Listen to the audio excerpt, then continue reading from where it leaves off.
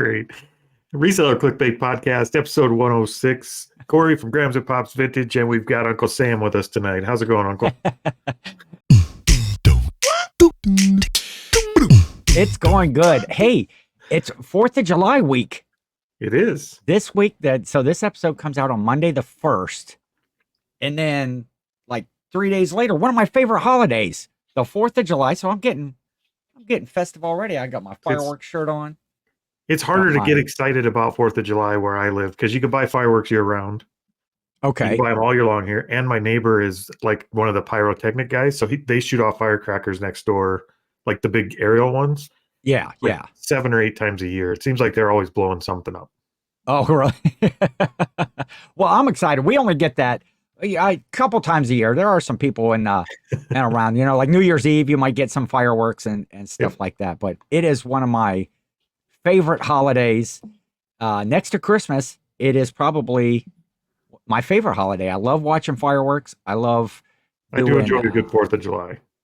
Do you guys do like a picnic thing? Do you guys do a family? Well, who am I asking? Of course you do. Where do you do your family get together? Of course we do. Well, my aunt had moved here from Michigan about 5 years ago, and she decided to start doing 4th of July at her house. Who and moved? My aunt. Your aunt. So you say yes. aunt. Yes. What? Okay. Oh, are you one of these aunt persons? Yeah, I say it correctly. What? Yeah, I don't know. Aunt just doesn't sound right to me. Well, an ant's a bug. It seems insulting. Aunt gives it a little bit of hauntiness, it elevates the bug a little. Well, aunt rhymes with haunt. It does. Yeah, but I meant hoity-toity, like not like haunted house. Okay. I don't know if that's even a word. I just made it up, but my Aunt Sandy. Very so we go to Aunt Sandy's house, and she happens to live right up the road, like, I don't know, she's 4 or 5 houses down the road from a putt-putt course. So we started. This is where that takes place. About 4 years ago. Yeah. So this is okay, I don't know if you can see that on there, but it is the putter trophy. The Fam Jam 4th of July putt-putt champion, of which I'm going to defend my title for the 4th consecutive year. I'm undefeated for 3 previous years. And so I had to make my own trophy. It's my own custom trophy that I made out of an actual putter and put on a base and stuff. So this is a traveling trophy, except it's never left my house. So I'll be looking to. I'm cheering for anybody that can this year. Is Susan going to be there? No, that's my dad's side of the family. This is my mom's side of the family. No, I guess it's not. My aunt is it's my mother's sister, but everybody else is just like my immediate family, brothers and sisters, and their kids. I guess I'll have to cheer for brother Bill. Kids, but they're all adults now. Their kids are 14 and 12, and then there's a little tiny baby Mallory who's only like 6 months old or something like that. 4 or 5. That putter looked the right size for her. My sister's been, talking trash, running her mouth. All I did, she's been playing. I promised her I will not practice one time beforehand. So we will see if 4th of July. And then we're doing fireworks. Well, this weekend is the fireworks display over in Gillstown. And we have a group of friends and we go over. They live like right behind they shoot them off at the high school and like off at the football field. And they kind of live right behind the school. So we can just walk over there and you're basically sitting right across from where they fire them off. And you guys do like a get together at the cabin then or? No, not at the cabin. This will be it's just around the corner from Jill's house. Jill lives about 25 minutes or so from the cabin. But this is kind of right around the corner from Jill's, and it's a great day. We all get together, we have a cookout, we hang out, and then as it starts to get dark, we walk down to the school and watch the fireworks. And man, when that finale goes off, you just feel it in your chest, and then my mom goes, "There's nobody better to watch fireworks with than my mother." It's just, she's used to break dancing. She's popping and locking, and she spins on her head. No, but nobody gets more excited about. So do you guys record a lot of the fireworks on your phone and then never use them or look at them again? Sometimes I do. Sometimes that finale, I'll get my phone out and I'll record it. Yeah, and then it just kind of gets deleted later. I don't watch it again, or maybe somebody that didn't get to go. I'll show it to them just to make them jealous about like how close we were, and it doesn't work. That's like showing somebody a picture of your baby. Like babies are ugly if they're not yours or they're not related to you. It's like he's so cute, but he's not. You're just saying it because it's actually an ugly little fur ball. Oh, it's a baby. That's great. It's a primate. That's beautiful. So I'm excited, but man, this hat, I'll probably wear all this to the fireworks. Oh, and it gets dark. Can you see that? You probably can't see that my necklace is actually red, white, and blue. Yeah, it's red, white, and blue, but it's like, oh, gotta take that. I don't know if you can. Don't do a rave after this and stuff. I have a better hat that I usually wear. I don't know why I put this one on because it was fun. It was funner. I don't know if funner is a word. Is it the better one? It is hot in this room. I'll put that right back there so we can be festive. Your shirt even has fireworks on. Episode. You matched the background again. I can't hear you. Why not? Put your earbud back in. Hello. It's your earbud. Is it me? Yeah.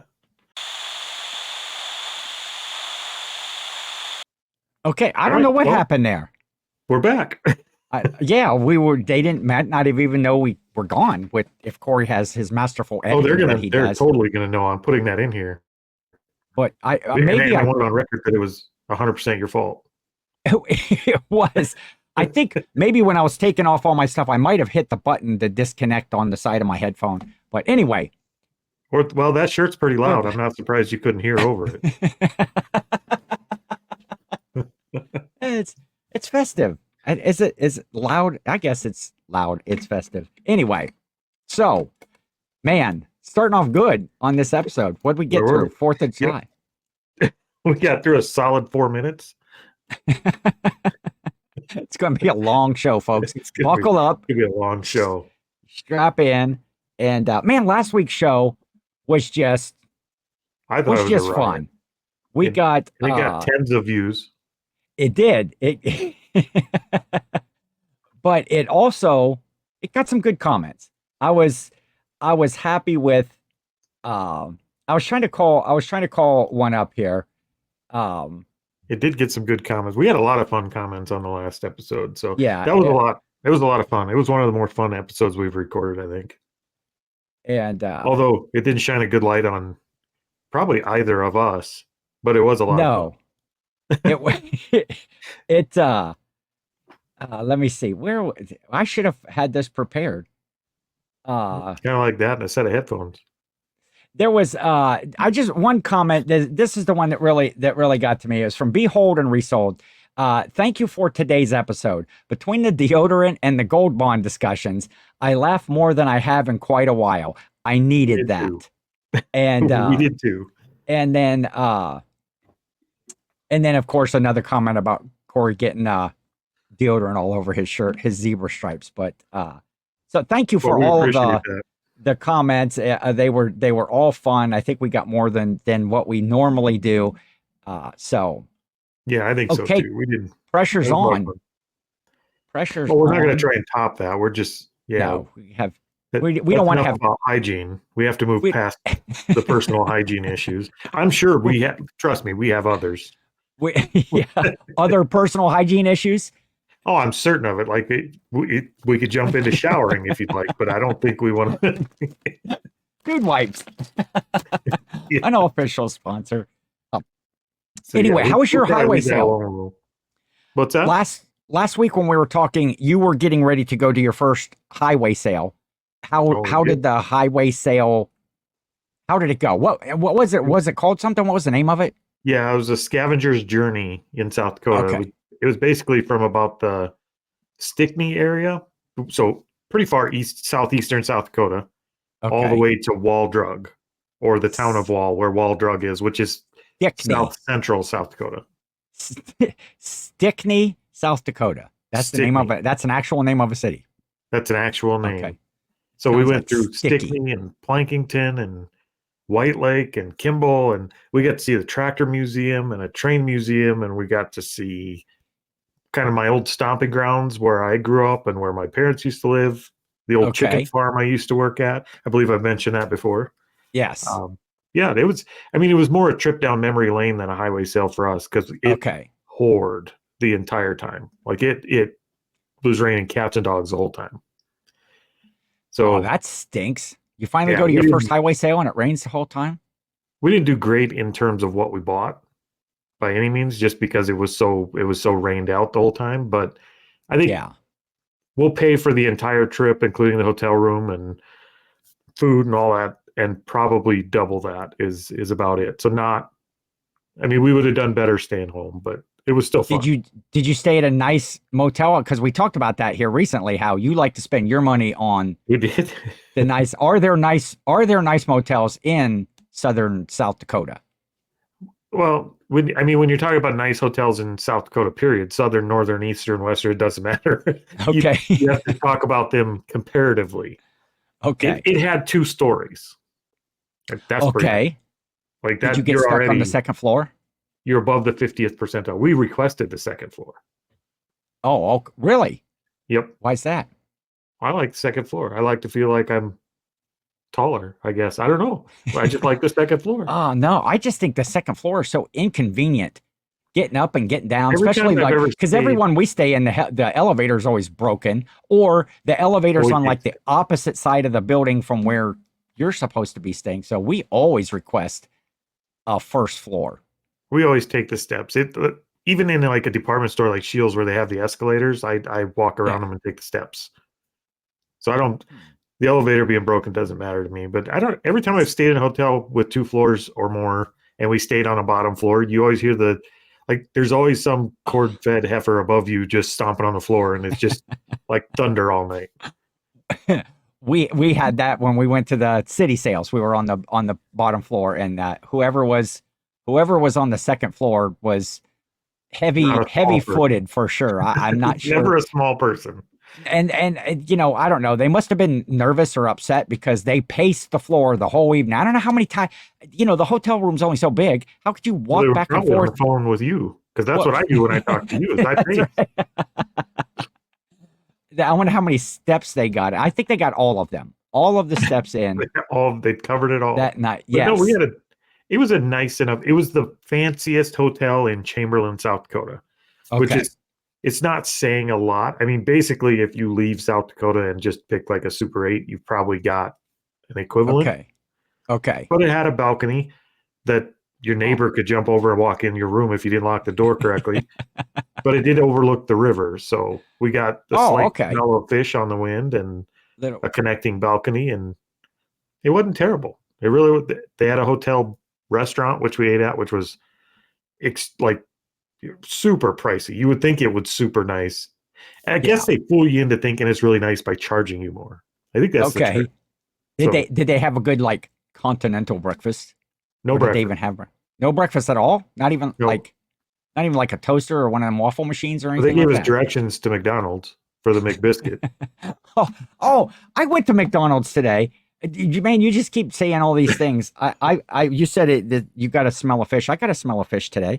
I actually went fishing for a little bit today.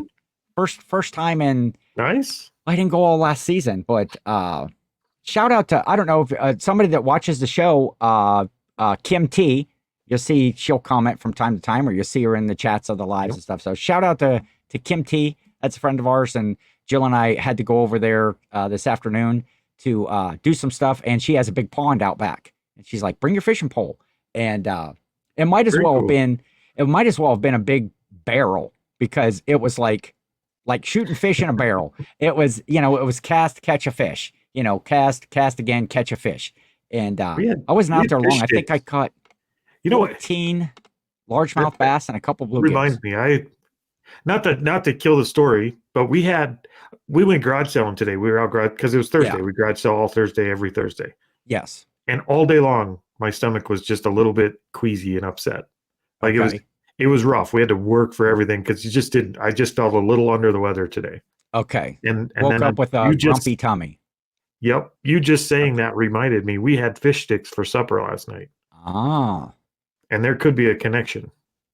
Either bad fish or maybe some spoiled tartar sauce or something. Do you put Well, tartar sauce on? I don't do, like Teresa does tartar sauce. I don't really do tartar sauce, but when you're buying a box of fish sticks, I mean, it's a 50-50 if there's any fish in it. Yeah. So it could be that. Anyway, yeah, it just reminded me that could be, I might have just diagnosed what was wrong today. It was bad fish sticks from, It's bad it's like fish eating stick. bad sausage in Flagstaff, Arizona. You should know It'll better. ruin the rest of your travel life. But I went to McDonald's. Okay, when I was coming home from over at Kim's today, it's about a 45-minute drive. And I realized I hadn't eaten anything all day. And I was getting a little bit hangry myself. And so I had to pass through one little town. I went to McDonald's. And they have like a $5 meal deal, which That's cheap for McDonald's nowadays. Yeah. So it was like you had your choice of like a double cheeseburger, or the McDouble, I think they call it, or a McChicken sandwich. So I got the McDouble, and then you get like a small fry. You get 4 chicken nuggets, and then a small drink for $5. That's a pretty good deal, enough to just throw something in my throat and get over that hangriness. But anyway, so the whole experience, I'll never understand why. Okay, so I'm ordering, right? And I say I want the $5 meal deal, and I want the McDouble, so that comes up on the thing, and then a small fry and the drink. And I say I'd like to get some honey mustard sauce for the McNuggets. Can I get a honey mustard sauce? So it comes up on the screen, 1 sauce, honey mustard, and then it goes 2, 3, 4, 5. For the honey mustard? For the honey mustard. And I was like, oh, okay, they're not going to do that. So I get around, I get my food, and I go in the bag. Now, I will never understand why at the fast food restaurants that they feel that it's a good idea to take your fries and put them in the bag like this. Why would you ever put the fries in the bag? Like, put the bag, that's intentional. That is absolutely intentional. There's no way that you gotta kind of take your wins, though, when you're going through a McDonald's drive-through. You have to be a very glass half full guy. The fact that you got fries in the bag, that's a win, because half the time they're not there. I will. That's true. So I get my McNuggets, okay, and there are 5 honey mustard sauces in the bag. Sweet. There's only 4 McNuggets. How much honey mustard did they think I was going to get? Like I was going to eat 1 packet. I opened 1 packet for the 4 McNuggets. Now I was only getting. Oh, I saved the other ones. Yeah, I brought those in the house when I got home and put them in the fridge, and I'll have those for something later. Oh, but I opened 1 because I was driving while I was eating, so pretty much I only had time to just dip each one once and. See, I can't. That's another thing. I can't put like McDonald's sauces, like takeout sauces. I can't put them in the fridge at home. I can't bring them home. Okay. Like they'll travel home with me in the car, but I'll put them, like I'll wrap it all up in the bag and throw it in the dumpster before I go in the house. I don't know. I think maybe I just don't want my home food to know I was cheating on it with McDonald's or something. I just don't like it in there. It's just.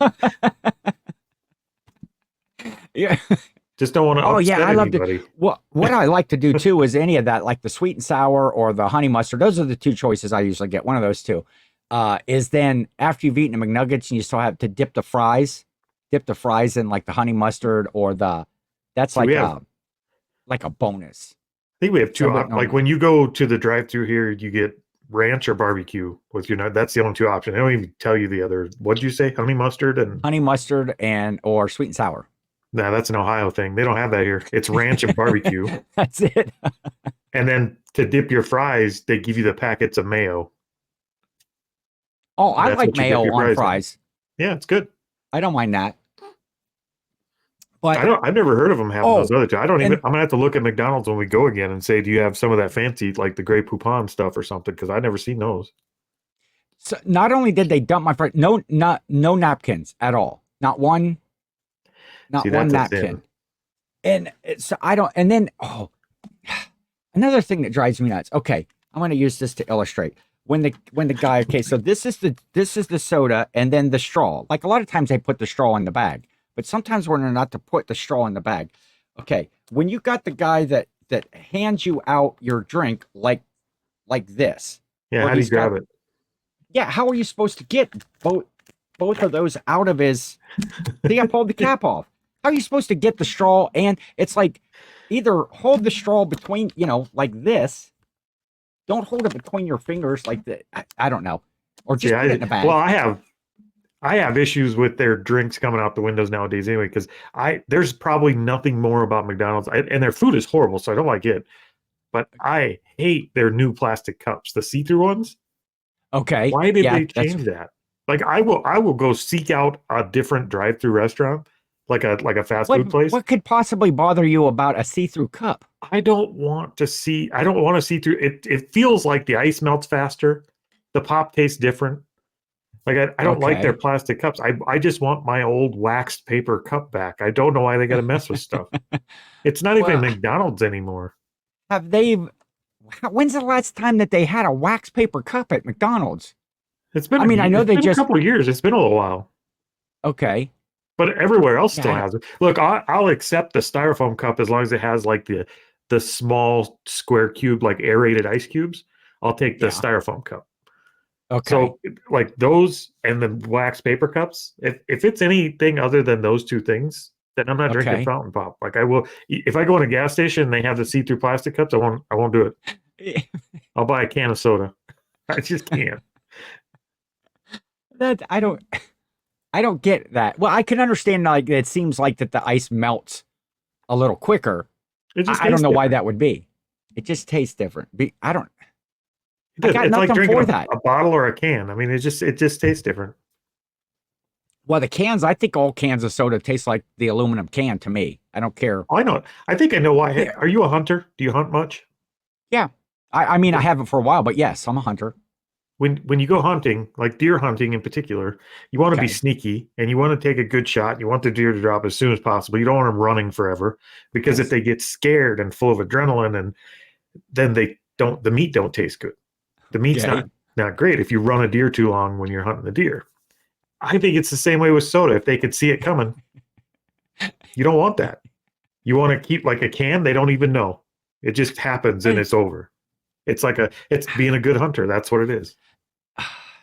I didn't almost hit a deer, but it was when I was on my way home tonight. My trip home apparently was adventurous, with the whole McDonald's debacle. And come around the bend, and there was a deer standing like right on the edge of the road. He wasn't like in the road or whatever, but it's that you're slamming on the brakes real quick, and he took off into the woods. Luckily he didn't run out into the street, or I'd have had him. But so you could have had some chislic, some real meat, instead of that kangaroo meat you're eating from McDonald's. Oh, it was good though. I would say no. It tasted because I hadn't eaten all day.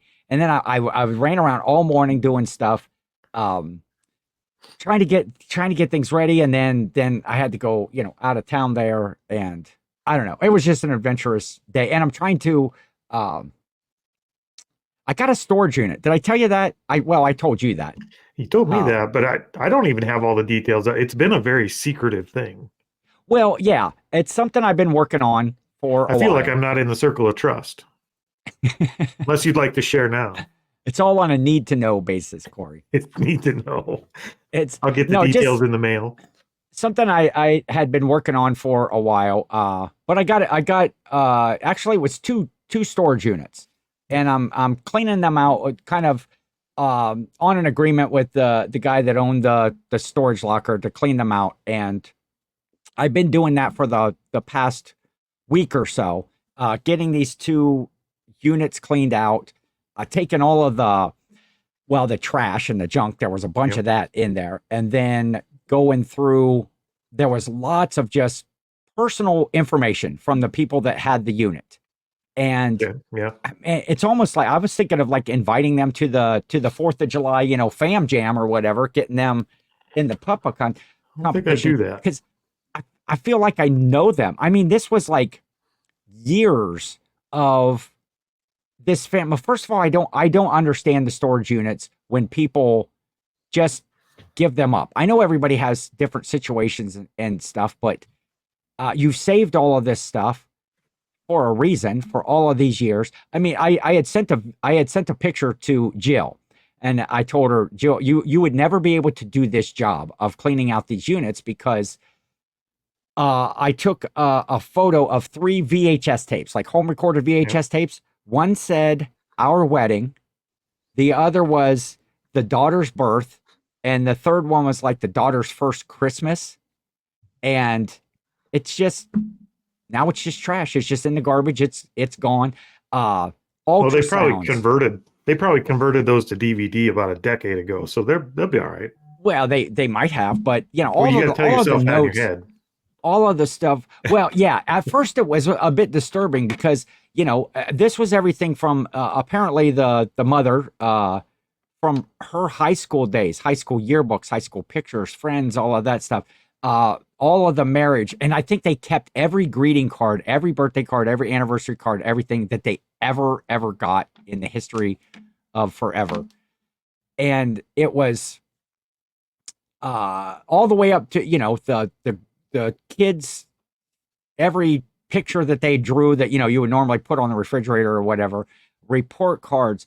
Eventually the oldest of the girls went into the Navy, and there was like all this stuff, you know, the first letter that she wrote home after she had went to the Navy. Now, I didn't look at every piece of paper. This was just the stuff that I saw as I would go, okay, this is a group of junk. I just sort it real quick, make sure there wasn't any, you know, money stuffed in between. Oh, yeah. And I was in the profit already because I'm up $2.74. So found a little change purse and $1. So we're good there. So you spent the week getting in touch with your voyeuristic side. Yeah. What you're saying. It was a bit disturbing. And I will say that this unit also, the mice had been in there first. There was just, you know, mouse droppings and stuff. They didn't chew a whole lot of stuff. There was some clothing and some things that had been chewed. But it being that this was like my first storage unit, it was just a very interesting experience. They are a pretty raw look at humanity. We've done 3 now, and all 3 of them were basically, I mean, you do get a peek inside of another human's life, and it's stuff that isn't just sitting out on their coffee table when you go to talk to people. It's the day-to-day stuff, the personals and the bills, and I think you said you got one too. We've got a cremated pet out of one. Yeah, I found Pete. Pete. There was Is that Pete? This like nice wooden box. A nice wooden box. Wait, I think I still have a picture of Pete. Yeah, in here. There's Pete right there. This really beautiful wooden box that was in there. And I thought, oh, what's this nice plaque on it, Pete? Maybe Pete got some. And I'm looking for like like for the box to open. Where's it open? And I turn it over and it's all sealed up and it says it's the Ohio Pet Crematorium. Yeah. You know, and it's Pete. And now it didn't tell me what sort of an animal. I mean, it could have been a dog, could have been, you know, judging by the size, it was probably a dog. A hamster. We had one like that, but it was just in a plastic box. Okay. And it was somebody's dog too. We buried it out here on the acreage. Oh. Just we have what we call the dead dog tree. That's if pets die, they go under that tree. We planted it when we moved out and one of our pets died. And then we found a ponytail that was cut off from a guy that died in prison. They cut his ponytail off and sent it to the family because the family wanted it. And then they apparently put it in his locker. So we had some dead guy's ponytail. Like the stuff in these lockers it's just, you're right. It's a weird look inside someone else's life. So what I'm doing, or where the point I'm at with it now is, so I'm going in and I'm basically taking out all of the smalls, all of the stuff that might be eBay or might be whatnot, or just garage sale sort of stuff, sorting out all the personal stuff to dispose of it. And then all of the big stuff, I'm currently trying to sell the whole unit, like everything that's left. And it's not like I cherry picked all the good stuff. I cherry picked all the smalls, but this is bigger stuff. Old like antique dressers. There's I know we were kind of debating it compressor over on Ken versus 10. We were kind of debating what we would do with it if it was ours, and how we would handle that leftover, the big stuff, the furniture and all the big stuff that was left in there. So that's what you decided to do, was to go ahead and list it all as one, just Listed one as unit. one Somebody unit, come grab it. which I actually did. I did that this morning. We discussed it on Ken versus 10 yesterday, Wednesdays at noon on YouTube Eastern time, and had a lot of good feedback. You were weighing in, Chris Cajun, Amanda Fireball, Jack's Treasures, everybody's. You were right. Well, the one that I actually went with was not mine, not yours. Well, because you were in the same camp as Jill as to more piece parted out, right? If I'm not correct. Piece parted out. I was for pulling two pieces in specific, pull those out, list them separately, and as soon as they're gone, sell the locker. Yeah, that's how I would have done it, probably. And what I have found, I've sold a few things on Marketplace over the time, bigger things and stuff like that. Nothing of this magnitude, but people just do not read. People do not pay one bit of attention that I'm selling it all as a unit. They must take everything in the unit. And, immediately the first people are like, how much for just the compressor? Or are you going to sell the big crock and stuff? So piece parting it out, I probably could have done that, but I need to move the unit along. Half of it could have been gone now. To get me out of it and not have to do anything. And then I did have one. I don't want to say that it was a lowball offer. Right now, I'm kind of kicking myself. It's like I could have had that unit cleaned out tonight in one day and gone. Yeah. But I think the value of the stuff in there is a little bit more. I don't really have much in it, and so it would be profit, all profit, plus all of the smalls that I got. As a combined unit with what's left in there, I think you got to take like the compressor and the and the drill press and take the value of those and add them up, and then take the value of everything else and subtract them from that, and that's what it's worth. Because and I think that's those probably, two things are going to be what sell the locker to most people. I think I'm in that range right now. And again, in one day, I don't want to get too impatient because I do have some very good prospects right now to take it. Because again, it's not, I didn't leave the junk in there. It's almost everything has either resale value. If somebody that's going to be reseller, there's some scrap value if you have scrappers. And there is just good stuff. Wicker, if I was closer, wicker furniture and stuff. I would have made you a deal on it if I was closer. I would have come and done it because I'm willing to part out the locker. Yeah, with the bigger pieces, and there was a lot of meat left on the bone in there. I would have, if I was closer, I 100% would have come and cleaned it out. So I'll keep people if they're interested at all. I don't know. We just been babbling on about this. It was just a very interesting process, being my first one. And greatly appreciate everybody's input. It was great to kind of have that forum on my show the other day to just get differing opinions and have people counterpoint it. Hey, this is you could do that, but this, and so very cool. So I'm excited, and I would like to see in the comments. Of course, you don't really know all the stuff that's in it or whatever, but it's not junk. Watch Ken versus 10, the last episode. Yes. Hey. See, always thinking ahead, but I'm excited. I'm excited about the situation that I have and going through this, and we'll see how it works out. I think it'll move quick. I really do. For what's in there, I think that, like I said, there's a lot of meat left on the bone. I think somebody's gonna come grab it. I really do. So and then I'll figure out what to do with Pete. I like that you buried Pete. Pete's just sitting in my garage right now on a table, because I didn't want to throw him out with the trash. I don't know. To me, that it felt wrong. Right. That's the way we were too. I could have put it in the dumpster, but it didn't feel right. It had to. Yeah. We had to go put him in the pet cemetery out here. Even though these people obviously didn't care about Pete. And one time they did. If they had him cremated and put in a box like that. Yeah. Somebody needs to. I got Pete's back, and his front, and I've got all of Pete. A paw or two. Yeah. Or maybe I should open up that nice box and spread his ashes over, like, I don't know. I'll go down to the dog park. Well, I don't know. It could have been a cat. You don't want to spread that would a cat. Be cruel and Yeah, you go spread the cat out at the dog park. That poor cat. I would say that though, Pete sounds more like a dog's name, right? Pete sounds like a dog. Than a cat. Well, a So, dog or a Craigslist hunter, one of the two. But I know Craigslist hunter's still kicking, so he's fine. and so it's can you imagine what that would go for on eBay? Craigslist hunters.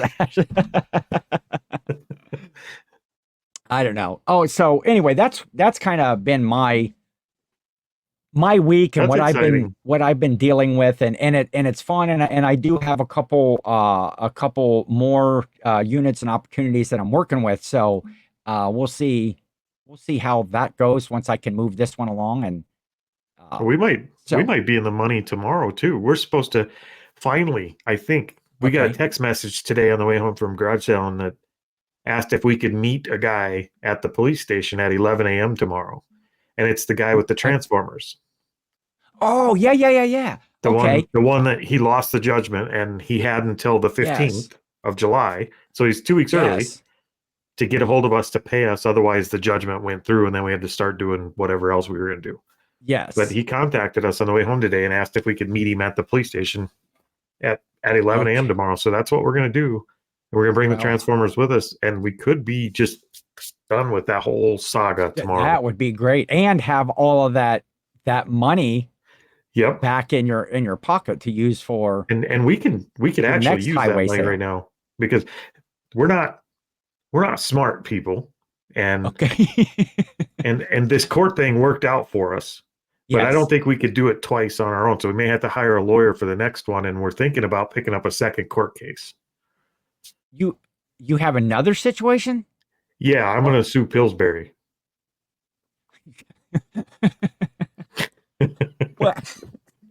What? Okay. Why are you suing Pillsbury? Well, the way it happened, I'm claiming they owe me a TV remote control. What had happened was they owe me a T-shirt. Okay. Right? And they owe me one cherry Pepsi. And I feel like we're due this. So I'm going to send them a letter and I'm going to see if we can't make it happen.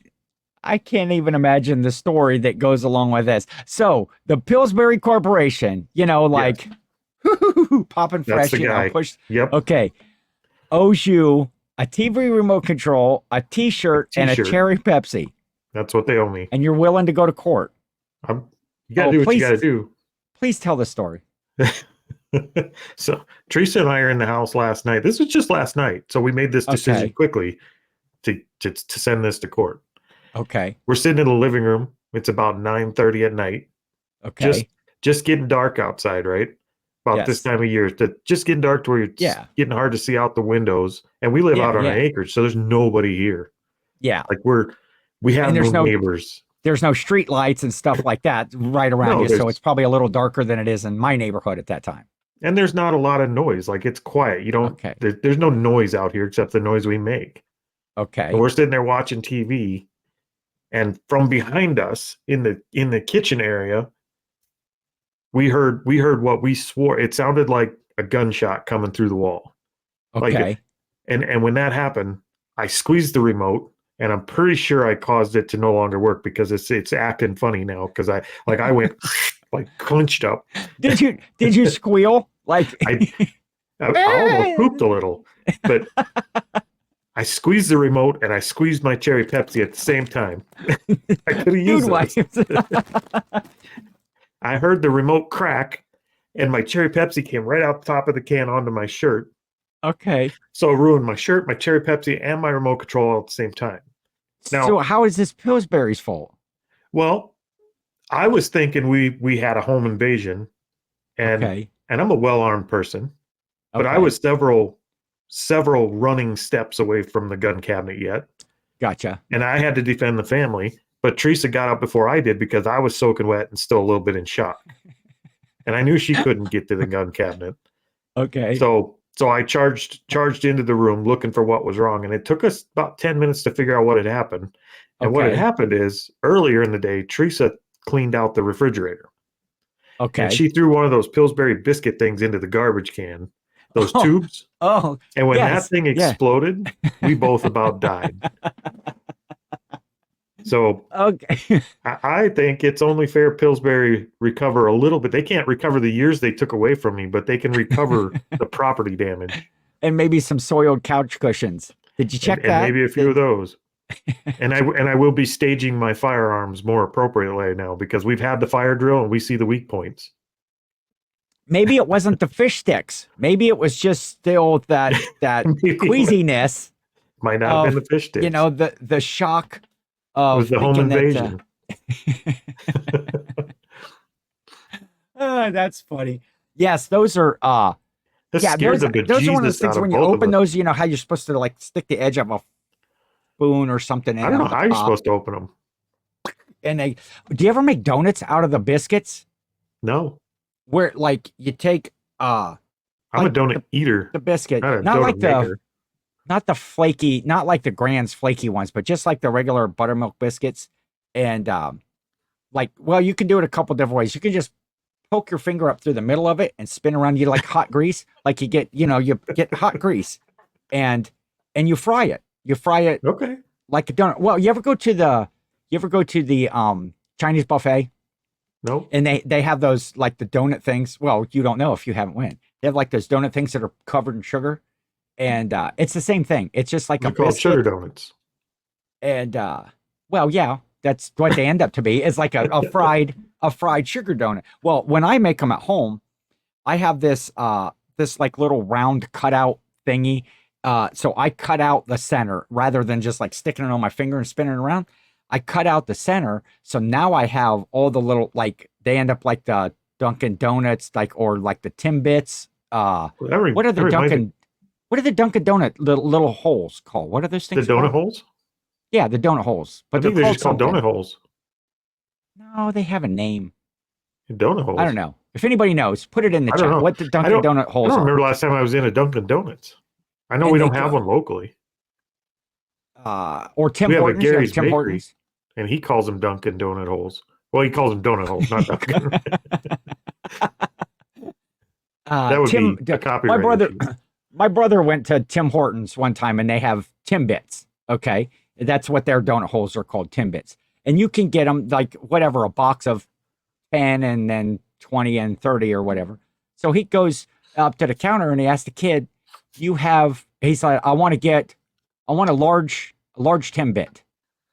And the kid just looked at him and he's like, well, they're all the same size. They're like those ones right there. And it's no, it's not like he wanted a lot of them. A large Timbit is actually a donut, I guess, at that point. But my brother's like, no, like the large box, like how many, the 40 box of Timbits. Man, what the heck are those? I saw on Instagram the other day, somebody will know. Somebody took one of those Uncrustables, the round ones that have peanut butter and jelly in them. Yes. And they took a cookie cutter in the middle and made it like a donut. They crimped the bread back shut and then they threw them into a fryer and fried them up like a donut. And then like cinnamon sugar on the outside. They made like peanut butter and jelly cinnamon sugar donuts. If I get my hands on Uncrustables, I'm frying the hell out of them things. That looked so good. That is, I am a freaking idiot, Corey. Those are perfect. What do you got? Let me show you. Okay, I'm just sitting here like we're talking and I'm just fiddling with stuff. Okay, you see this right here? Hold on. What do you got there? It's a fingernail. No, it's my fingers. Did you glue your finger? I have this tube of super glue. I was working on something the other day. No way did and you I have just glue this your tube. Fingers for real. They are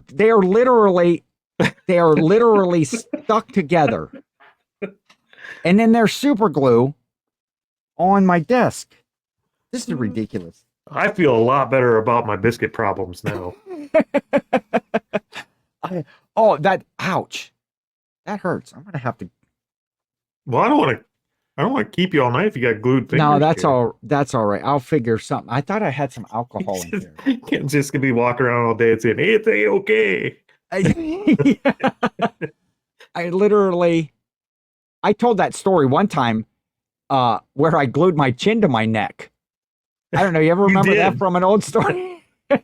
You need adult supervision. I thought it because super glue is one of those like it's like a one-time use thing. Once you put that cap back on, it's stuck on there forever. You're not getting it off, and you're not using it. Buy the plastic tubes like the Gorilla Glue style. Well, yeah, tubes. This is just as cheap, you know. Yeah, you use those once, you throw them away. Hey, did I tell you we got viewer mail? You got viewer mail? We got Reseller Clickbait Podcast mail mailed to my address, but labeled to Reseller Clickbait Podcast. Really? Yep. No, you had not said anything. I was going to call you about this before the show, but we didn't have time because we were both busy today. I almost called the sheriff's department when I opened the box because I didn't read who it was from at first, and when I saw what it was, I actually was talking to Teresa and I was getting ready to call the sheriff's department. Okay. So here, I've got it right here. I'll show you what it is. You ain't gonna believe this.